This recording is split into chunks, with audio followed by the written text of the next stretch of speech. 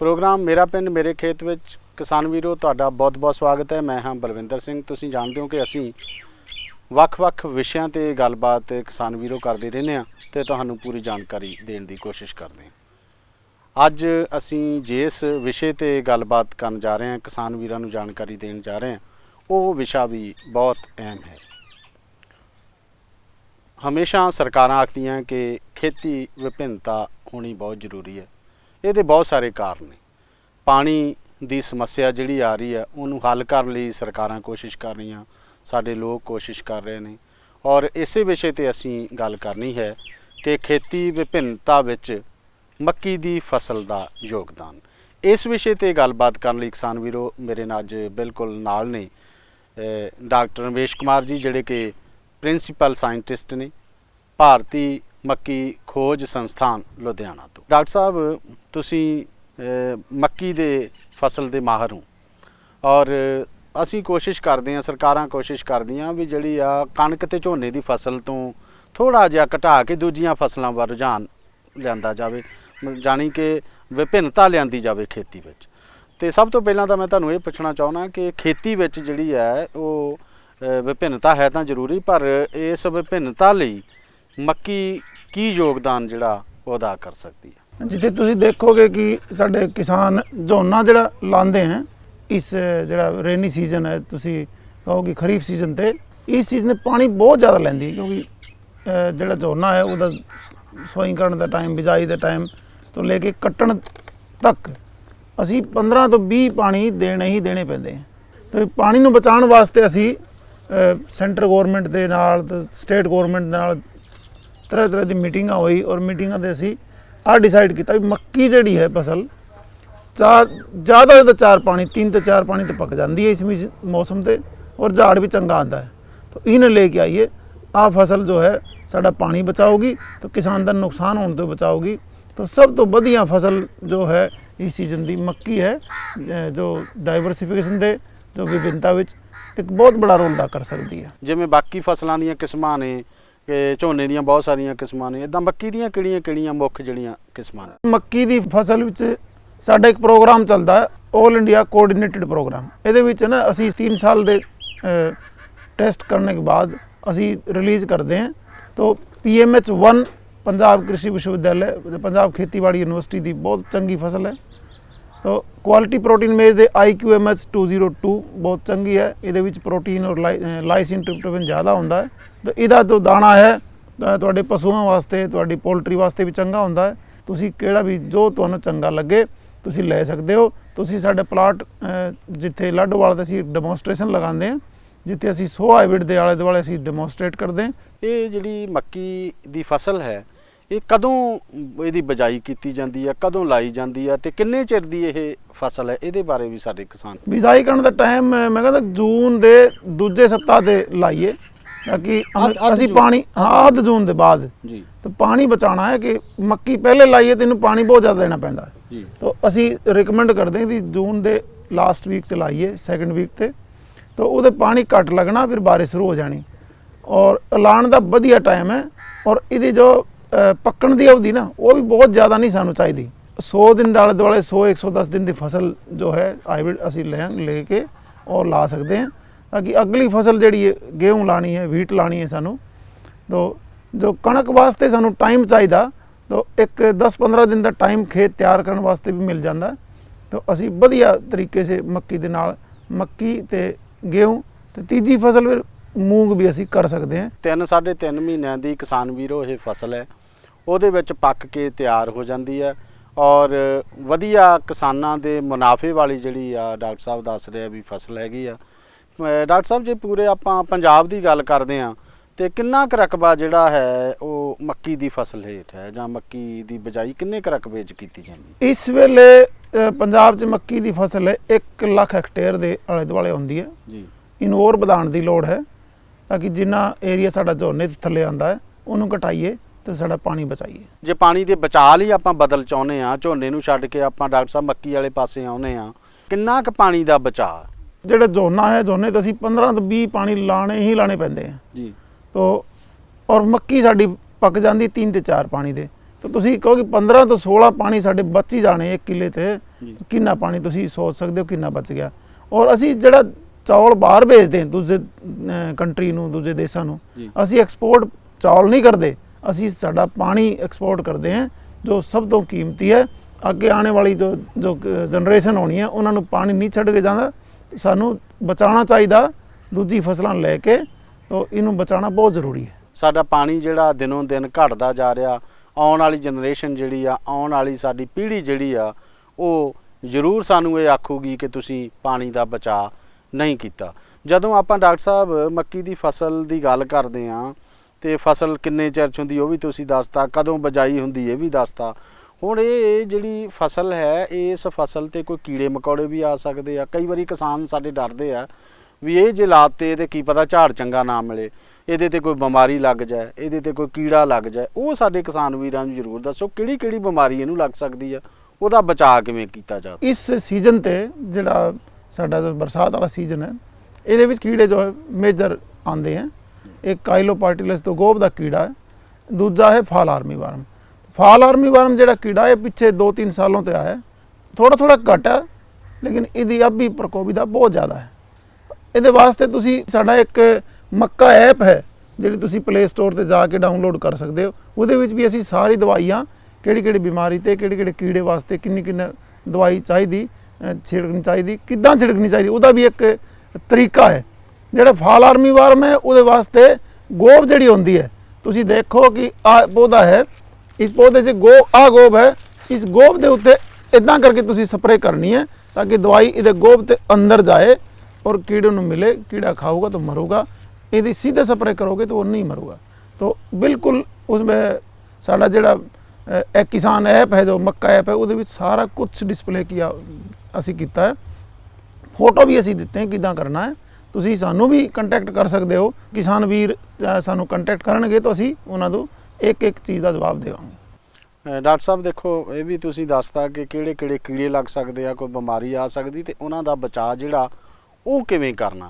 ਕਈ ਵਾਰੀ ਡਾਕਟਰ ਸਾਹਿਬ ਕਿਸਾਨ ਵੀਰ ਤਾਂ ਬਦਲ ਵਾਲੇ ਪਾਸੇ ਨਹੀਂ ਆਉਂਦੇ, ਉਹ ਕਹਿੰਦੇ ਜੀ ਝੋਨੇ ਦਾ ਤਾਂ ਝਾੜ ਬੜਾ ਆਉਂਦਾ, ਮੁਨਾਫਾ ਵੀ ਕਿਸਾਨ ਨੂੰ ਬਹੁਤ ਹੁੰਦਾ, ਜੇ ਮੱਕੀ ਲਾਈਏ ਸ਼ਾਇਦ ਇਹਦਾ ਝਾੜ ਉਹਨਾਂ ਨਾ ਹੋਵੇ, ਸ਼ਾਇਦ ਕਿਸਾਨ ਨੂੰ ਉਹਨੇ ਪੈਸੇ ਨਾ ਮਿਲਣ, ਸ਼ਾਇਦ ਕਿਸਾਨ ਨੂੰ ਉਹ ਮੁਨਾਫਾ ਨਾ ਮਿਲੇ, ਇਹਦੇ ਡਰੋਂ ਵੀ ਹੁੰਦਾ। ਤੁਸੀਂ ਹੁਣ ਫਸਲ ਦੀ ਗੱਲ ਤਾਂ ਆਪਾਂ ਕਰ ਲਈ, ਝਾੜ ਦੀ ਜਿਹੜੀ ਗੱਲ ਕਰਦੇ ਉਹ ਕਿਵੇਂ ਆ, ਕਿੰਨਾ ਕੁ ਝਾੜ ਆਉਂਦਾ, ਕੀ ਝੋਨੇ ਦੇ ਮੁਕਾਬਲੇ ਇਹਦਾ ਝਾੜ ਬਰਾਬਰ ਹੋ ਜਾਂਦਾ ਹੈ, ਕਿਸਾਨ ਨੂੰ ਕੋਈ ਨੁਕਸਾਨ ਵਾਲੀ ਗੱਲ ਨਹੀਂ ਹੁੰਦੀ। बलविंदर जी मैं किसान वीरों ਨੂੰ ਦੱਸਣਾ ਚਾਹੁੰਦਾ ਕਿ ਮੱਕੀ ਲਾਉਣ ਦੇ ਬਾਅਦ ਤੁਸੀਂ ਨੁਕਸਾਨ ਨਹੀਂ ਝੇਲੋਗੇ। ਮੱਕੀ ਦੀ ਫਸਲ ਹੈ, ਇਹਦੀ ਪੈਦਾਵਾਰ ਹੈ, ਜਿੰਨਾ ਝਾੜ ਹੈ ਮੱਕੀ ਦੇ ਬਹੁਤ ਜ਼ਿਆਦਾ ਹੁੰਦਾ ਹੈ। ਤੁਸੀਂ ਕਹੋ ਕਿ ਪਿਛਲੇ ਸਾਲ ਅਸੀਂ 100 ਏਕੜ ਦੇ ਡੈਮੋਸਟ੍ਰੇਸ਼ਨ ਪੂਰੇ ਪੰਜਾਬ ਚ ਲਾਏ ਸੀ ਔਰ ਉਹਨਾਂ ਦੇ ਜਿਹੜੀ ਫਸਲ ਦੀ ਕਿਸਾਨ ਬਹੁਤ ਖੁਸ਼ ਸੀ। ਐਵਰੇਜ 5 टन ਤੋਂ फालतू मतलब 55 ਕੁਇੰਟਲ पर ਹੈਕਟੇਅਰ ਦੇ ਆਲੇ ਦੁਆਲੇ ਐਵਰੇਜ ਸੀ। और जिस किसान ਨੂੰ बहुत ਵਧੀਆ तरीके से खेती की ਉਹਦੀ 7.5 टन मतलब 75 ਕੁਇੰਟਲ पर ਹੈਕਟੇਅਰ ਦੀ ਝਾੜ ਉਹਨਾਂ ਨੇ ਕੱਢਿਆ। ਔਰ ਤੁਸੀਂ ਦੇਖ ਸਕਦੇ ਹੋ ਕਿ ਮੱਕੀ ਵਿੱਚ ਕਿੱਦਾਂ ਤੁਸੀਂ ਯੂਜ਼ ਕਰ ਸਕਦੇ ਹੋ ਕਿ ਤੁਹਾਨੂੰ ਇੱਕ ਫੋਡਰ ਮਿਲਿਆ ਵੱਖਰਾ ਔਰ ਸਾਈਲੇਜ ਬਣਾਉਣ ਵਾਸਤੇ ਸਭ ਤੋਂ ਚੰਗੀ ਫਸਲ ਜਿਹੜੀ ਹੈ ਮੱਕੀ ਹੈ। ਸਾਈਲੇਜ ਪੂਰੇ ਪੰਜਾਬ 'ਚ ਰੈਵੋਲੂਸ਼ਨ ਆਇਆ ਹੋਇਆ ਕਿ ਤੁਸੀਂ ਮੱਕੀ ਲਾਈਏ, ਮੱਕੀ ਦੇ ਇੱਕ ਏਕੜ ਦੇ 50-50 ਹਜ਼ਾਰ ਬੰਦੇ 2-2.5 ਮਹੀਨੇ ਤੇ ਕਮਾ ਲੈਂਦੇ ਔਰ ਪੂਰੀ ਫਸਲ ਹੀ 3-3.5 ਮਹੀਨੇ ਦੀ ਹੈ। ਇੱਕ ਟਾਈਮ ਦੇਖੋ ਤੁਸੀਂ, ਝੋਨਾ ਜਿਹੜਾ 6 ਮਹੀਨੇ ਲੈਂਦਾ ਹੈ ਜਾਂ 3-3.5 ਮਹੀਨੇ ਦੀ ਫਸਲ, ਦੂਜੀ ਤੀਜੀ ਫਸਲ ਤੁਸੀਂ ਮੂੰਗ ਹੋਰ ਲੈਣੀ ਹੈ। ਤਾਂ ਮੂੰਗ ਹੈ ਤੇ गेहूँ है, ਜਿਹੜੀ ਕਣਕ ਦੀ ਫਸਲ ਹੈ ਮੱਕੀ ਬਾਅਦ ਆਣੀ 15-20 ਦਿਨ ਦਾ ਤੁਹਾਨੂੰ ਟਾਈਮ ਮਿਲਣਾ, ਤਾਂ ਉਹ ਉੱਥੇ ਵੀ ਤੁਹਾਡਾ ਝਾੜ ਜੋ ਵੱਧ ਜਾਣਾ। ਤਾਂ ਤਿੰਨਾਂ ਫਸਲਾਂ ਦੀ ਐਵਰੇਜ ਤੁਸੀਂ ਕੱਢੋਗੇ, ਪੈਸੇ ਤੁਹਾਡੇ ਜ਼ਿਆਦਾ ਹੋਣੇ। ਅਸੀਂ ਇੱਕ ਐਕਸਪੈਰੀਮੈਂਟ ਪਰਮਾਨੈਂਟ ਐਕਸਪੈਰੀਮੈਂਟ ਕਰਦੇ ਹਾਂ ਲੁਧਿਆਣੇ ਵਿੱਚ, ਉਹ ਦਿਖਾਇਆ ਵੀ ਲੋਕਾਂ ਨੂੰ, ਲੋਕੀ ਬੜੇ ਖੁਸ਼ ਸੀ ਕਿ ਐਦਾਂ ਦੀ ਕਰਕੇ ਅਸੀਂ ਝੋਨੇ ਨਾਲ ਜ਼ਿਆਦਾ ਪੈਸੇ ਕਮਾਉਂਦੇ ਹਾਂ, ਉਹਨਾਂ ਦਾ ਜੋ ਇਕਨੋਮਿਕ ਰਿਟਰਨ ਹੈ ਸਾਲ ਦਾ ਉਹ ਜ਼ਿਆਦਾ ਮਿਲਦਾ ਹੈ। ਡਾਕਟਰ ਸਾਹਿਬ ਜਿਵੇਂ ਤੁਸੀਂ ਇਹਦੇ ਬਾਰੇ ਦੱਸਤਾ ਵੀ ਕਿਸਾਨਾਂ ਨੂੰ ਝੋਨੇ ਦੇ ਮੁਕਾਬਲੇ ਉਨੇ ਹੀ ਪੈਸੇ ਮਿਲਦੇ ਆ, ਉਨਾ ਹੀ ਮੁਨਾਫਾ ਮਿਲਦਾ, ਜਿੰਨਾ ਝੋਨੇ 'ਚ ਮਿਲਦਾ ਉਨਾ ਹੀ ਮੱਕੀ 'ਚ ਮਿਲਦਾ। ਦੂਜਾ ਇਹ ਹੈ ਕਿ ਜਦੋਂ ਕਿਸਾਨ ਆਪਣੀ ਕਣਕ ਦੀ ਜਿਹੜੀ ਆ ਉਹ ਫਸਲ ਕੱਢਦਾ, ਇਹਦੀ ਜ਼ਮੀਨ ਬਾਰੇ ਕੋਈ ਮੱਕੀ ਦੀ ਫਸਲ ਲਾਉਣ ਲਈ ਅਸੀਂ ਧਿਆਨ ਰੱਖਦੇ ਹਾਂ ਕਿ ਕਿੰਨਾ ਕੁ ਚਿਰ ਖਾਲੀ ਛੱਡਦੇ ਹਾਂ ਕਿ ਸਾਡੀ ਫਸਲ ਵਧੀਆ ਆਵੇ, ਕੋਈ ਤਿਆਰੀ ਦੀ ਗੱਲ ਜਿਹੜੀ ਆ ਉਹ ਵੀ ਸਾਡੇ ਕਿਸਾਨ ਵੀਰਾਂ ਨੂੰ ਦੱਸੋ। ਜਿਹੜੀ ਅਸੀਂ ਮੱਕੀ ਦੀ ਫਸਲ ਹੈ, ਮੱਕੀ ਵੱਢਣ ਕੇ ਬਾਅਦ ਤੁਹਾਨੂੰ 15 ਤੋਂ 20 ਦਿਨ ਦਾ ਇੱਕ ਐਡੀਸ਼ਨਲ ਟਾਈਮ ਮਿਲ ਜਾਂਦਾ ਹੈ, ਜੋ ਤੁਸੀਂ ਕਣਕ ਵਾਸਤੇ ਤੁਹਾਡੀ ਜ਼ਮੀਨ ਵਧੀਆ ਤਰੀਕੇ ਨਾਲ ਤਿਆਰ ਕਰ ਸਕਦੇ ਹੋ। ਤੋ ਅਗਲੇ ਸੀਜ਼ਨ ਦੇ ਕਣਕ ਲਾ ਕੇ, ਕਣਕ ਦੇ ਬਾਅਦ ਫਿਰ ਇੱਕ ਹੋਰ ਫਸਲ, ਤੀਜੀ ਫਸਲ ਜਿਹੜੀ ਮੈਂ ਪਹਿਲੇ ਵੀ ਦੱਸੀ ਕਿ ਮੂੰਗੀ ਲਾ ਸਕਦੇ ਹੋ, ਮੂੰਗੀ ਦਾ ਟਾਈਮ ਵੀ ਫਿਰ ਮਿਲ ਗਿਆ। ਔਰ ਮੂੰਗੀ ਵੱਢਣ ਬਾਅਦ ਫਿਰ ਮੱਕੀ ਦੇ ਵਾਲੇ ਵੀ ਕੇ ਵਾਸਤੇ ਵੀ ਫਿਰ ਤੁਹਾਨੂੰ ਟਾਈਮ ਮਿਲ ਜਾਂਦਾ ਹੈ। ਤਾਂ ਤਿੰਨੋਂ ਫਸਲਾਂ ਦੇ ਵਿੱਚ ਕੁਝ ਟਾਈਮ ਮਿਲਦਾ ਤਾਂ ਕਿ ਤੁਸੀਂ ਵਧੀਆ ਤਰੀਕੇ ਨਾਲ ਤੁਹਾਡਾ ਖੇਤ ਤਿਆਰ ਕਰਕੇ ਦੂਜੀ ਫਸਲ ਲਾ ਸਕਦੇ ਹੋ। ਔਰ ਝੋਨਾ ਤੁਸੀਂ ਲਾਓਗੇ ਤਾਂ 6 ਮਹੀਨੇ ਖੜਾ ਰਹਿਣਾ, ਪਾਣੀ ਦੇਣਾ, ਪਾਣੀ ਤੇ ਜਿਹੜੀ ਤੁਹਾਡੀ ਜ਼ਮੀਨ ਹੈ ਉਹ ਸਖਤ ਹੋ ਜਾਣੀ ਥੱਲੋਂ। ਔਰ ਜਿਹੜੀ ਅਗਲੀ ਫਸਲ ਲਾਉਣੀ, ਇੱਕ ਤਾਂ ਉਹਦਾ ਟਾਈਮ ਨਹੀਂ ਮਿਲਣਾ। ਟਾਈਮ ਜਿਹੜਾ ਤੁਸੀਂ ਚਲੋ ਅੱਗੇ ਪਿੱਛੇ ਕਰਕੇ ਲਾ ਦਿੰਦੇ ਹੋ, ਪਛੇਤੀ ਕਰਕੇ ਲਾ ਦਿੰਦੇ ਹੋ, ਤਾਂ ਝਾੜ ਘਟ ਜਾਣਾ ਔਰ ਉਹਦੀ ਜੜ ਜਿਹੜੀ ਹੈ ਉਹ ਵਧੀਆ ਤਰੀਕੇ ਸੇ ਡਿਵੈਲਪ ਨਹੀਂ ਹੁੰਦੀ, ਕਿਉਂਕਿ ਪਹਿਲੇ ਹੀ ਤੁਹਾਡੀ ਜ਼ਮੀਨ ਜੋ ਸਖਤ ਹੈ। ਸੋ ਮੱਕੀ ਲਾਉਣ ਦੇ ਜ਼ਮੀਨ ਸਖਤ ਨਹੀਂ ਹੁੰਦੀ ਹੈ। ਮੱਕੀ 0 ਟਿੱਲੇ 'ਤੇ ਵੀ ਲਾ ਸਕਦੇ ਹੋ ਤੁਸੀਂ, ਬਹੁਤ ਵਧੀਆ ਤਰੀਕੇ ਸੇ ਮੱਕੀ ਦੀ ਫਸਲ ਹੁੰਦੀ ਹੈ। ਡਾਕਟਰ ਸਾਹਿਬ, ਝੋਨੇ ਦੇ ਮੁਕਾਬਲੇ ਤੁਸੀਂ ਦੱਸਤਾ ਕਿ ਕਿਸਾਨ 3 ਫਸਲਾਂ ਲਾ ਸਕਦਾ। ਇੱਕ ਤਾਂ ਉਹ ਮੱਕੀ ਲਾਤੀ, ਫਿਰ 60 ਮੂੰਗੀ ਵੀ ਲਾ ਸਕਦਾ, ਤੇ ਬਾਅਦ 'ਚ ਕੋਈ ਹੋਰ ਫਸਲ ਲਾ ਕੇ 2-3 ਫਸਲਾਂ ਜਿਹੜੀਆਂ ਉਹਦੇ ਮੁਕਾਬਲੇ 'ਤੇ ਕੱਢੀਆਂ ਜਾ ਸਕਦੀਆਂ। ਹੁਣ ਇਹ ਮੈਂ ਤੁਹਾਡੇ ਤੋਂ ਪੁੱਛਣਾ ਚਾਹੁੰਦਾ ਵੀ ਇਹ ਜਿਹੜੀ ਜ਼ਮੀਨ ਹੈ, ਇਹ ਸਾਰੀ ਜ਼ਮੀਨ 'ਚ ਹੀ ਲਾਈ ਜਾ ਸਕਦੀ ਹੈ ਕਿ ਕੋਈ ਵਿਸ਼ੇਸ਼ ਤਰ੍ਹਾਂ ਦੀ ਹੈ ਕਿ ਇਸ ਜ਼ਮੀਨ 'ਤੇ ਮੱਕੀ ਨਹੀਂ ਹੋ ਸਕਦੀ, ਜਿਵੇਂ ਵੀ ਝੋਨਾ ਨਹੀਂ ਹੋ ਸਕਦਾ ਜੀ, ਇਹ ਦੂਜੀ ਫਸਲ ਲਈ ਆ? ਕਿਹੜੀ ਕੋਈ ਪਰਖ ਕਰਾਉਣੀ ਪੈਂਦੀ ਹੈ ਜੀ ਇਹਦੇ ਬਾਰੇ? ਮੱਕੀ ਵਾਸਤੇ ਦੋਮਟ ਮਿੱਟੀ ਜਿਹੜੀ ਕਹਿੰਦੇ ਆ, ਜਿਹਦੇ ਜ਼ਿਆਦਾ ਚਿਕਣੀ ਵੀ ਨਾ ਹੋਵੇ, ਬਹੁਤ ਜ਼ਿਆਦਾ ਰੇਤਲੀ ਵੀ ਨਾ ਹੋਵੇ, ਇੱਦਾਂ ਦੀ ਮਿੱਟੀ ਚਾਹੀਦੀ। ਔਰ ਸਭ ਤੋਂ ਜੋ ਵਧੀਆ ਤੁਸੀਂ ਇੱਕ ਗੱਲ ਦਾ ਧਿਆਨ ਰੱਖਣਾ, ਉਹ ਕਿ ਪਾਣੀ ਨਹੀਂ ਖੜਾ ਹੋਣਾ ਚਾਹੀਦਾ। ਪਾਣੀ ਖੜਨਾ ਮੱਕੀ ਵਾਸਤੇ ਚੰਗਾ ਨਹੀਂ ਹੁੰਦਾ। ਜਿੱਥੇ ਬਹੁਤ ਚਿਕਣੀ ਮਿੱਟੀ ਹੈ ਉੱਥੇ ਅਸੀਂ ਰਿਕਮੈਂਡ ਨਹੀਂ ਕਰਦੇ, ਉੱਥੇ ਤੁਸੀਂ ਝੋਨਾ ਲਾਈਏ ਤਾਂ ਕਿ ਪਾਣੀ ਖੜ ਜਾਏ। ਔਰ ਇੱਥੇ ਪਾਣੀ ਨਹੀਂ ਖੜਨਾ ਚਾਹੀਦਾ। ਪਾਣੀ ਖੜਨਾ ਤਾਂ ਮੱਕੀ ਦੀ ਜੜ੍ਹਾਂ ਜੋ ਗਲ ਜਾਂਦੀ ਹੈ, ਮੱਕੀ ਦੀ ਗਰੋਥ ਰੁਕ ਜਾਂਦੀ ਹੈ, ਮੱਕੀ ਦਾ ਨੁਕਸਾਨ ਹੁੰਦਾ ਹੈ। ਤਾਂ ਉਹਦਾਂ ਦੀ ਜ਼ਮੀਨ ਅਸੀਂ ਰਿਕਮੈਂਡ ਨਹੀਂ ਕਰਦੇ। ਡਾਕਟਰ ਸਾਹਿਬ, ਜਿਵੇਂ ਤੁਸੀਂ ਦੱਸਤਾ ਵੀ ਇਹ ਜ਼ਮੀਨ ਜਿਹੜੀ ਆ ਉਹ 2 ਤਰ੍ਹਾਂ ਦੀ ਚਾਹੀਦੀ ਹੈ, ਰੇਤਲੀ ਚਾਹੀਦੀ ਹੈ ਜਾਂ ਪਾਣੀ ਨਹੀਂ ਖੜਾ ਹੋਣਾ ਚਾਹੀਦਾ। ਇੱਕ ਮੈਂ ਇਹਦੇ 'ਤੇ ਪੁੱਛਣਾ ਚਾਹੁੰਦਾ ਕਿ ਇੱਕ ਤਾਂ ਅਸੀਂ ਛੱਲੀ ਮੱਕੀ ਦੀ ਹੋ ਗਈ, ਛੱਲੀ ਅਸੀਂ ਲਾ ਲਈ, ਉਹਦੇ ਜਿਹੜੇ ਟਾਂਡੇ ਆ ਉਹ ਵੀ ਸਾਡੇ ਕੰਮ ਆਉਂਦੇ ਆ? ਬਿਲਕੁਲ ਕੰਮ ਆਉਂਦੇ ਜੀ। ਤੁਸੀਂ ਜਿਹੜੇ ਟਾਂਡੇ ਬਚ ਗਏ ਉਹ ਵੇਚੇ ਵੀ ਜਾ ਸਕਦੇ, ਉਹ ਵੇਚੇ ਵੀ ਜਾ ਸਕਦੇ ਹੈ, ਉਹ ਫੋਡਰ ਵਿੱਚ ਚਲੇ ਜਾਂਦੇ ਹੈ। ਔਰ ਤੁਸੀਂ ਫੋਡਰ 'ਤੇ ਨਹੀਂ ਵੇਚਣੇ ਤਾਂ ਉਹਦਾ ਸਭ ਤੋਂ ਵਧੀਆ ਉਪਯੋਗ ਤੁਸੀਂ ਕਰ ਸਕਦੇ ਹੋ, ਉਹਦੀ ਖੇਤ ਦੇ ਵਿਚਾਲੇ ਵਿੱਚ ਹੀ ਮਿਲਾ ਦਿਓ ਉਹਨੂੰ। ਤਾਂ ਜਿਹੜਾ ਨਾਈਟ੍ਰੋਜਨ ਕੰਟੈਂਟ ਘਟ ਜਾਂਦਾ ਜ਼ਮੀਨ 'ਚ, ਆਰਗੈਨਿਕ ਕਾਰਬਨ ਘਟ ਜਾਂਦਾ, ਉਹ ਪੂਰਾ ਕਰਦਾ ਹੈ। ਤਾਂ 4-5 ਸਾਲਾਂ ਤੋਂ ਤੁਸੀਂ ਆਹ ਪ੍ਰਯੋਗ ਕਰੋਗੇ ਕਿ ਤੁਸੀਂ ਜ਼ਮੀਨ 'ਤੇ ਮਿਲਾਓਗੇ, ਤੁਹਾਡਾ ਆਰਗੈਨਿਕ ਕਾਰਬਨ ਵੱਧ ਜਾਣਾ, ਜ਼ਮੀਨ ਨਰਮ ਹੋ ਜਾਣੀ। ਉਹਦੇ ਬਾਅਦ ਤੁਹਾਡੀ ਜਿਹੜੀ ਯੂਰੀਆ ਦੀ, DAP ਦੀ ਰਿਕੁਆਇਰਮੈਂਟ ਉਹ ਘਟ ਜਾਣੀ। 5 ਸਾਲਾਂ ਬਾਅਦ ਤੁਸੀਂ ਕਹਿ ਸਕਦੇ ਹੋ ਕਿ 25-30% ਘਟ ਜਾਣੀ।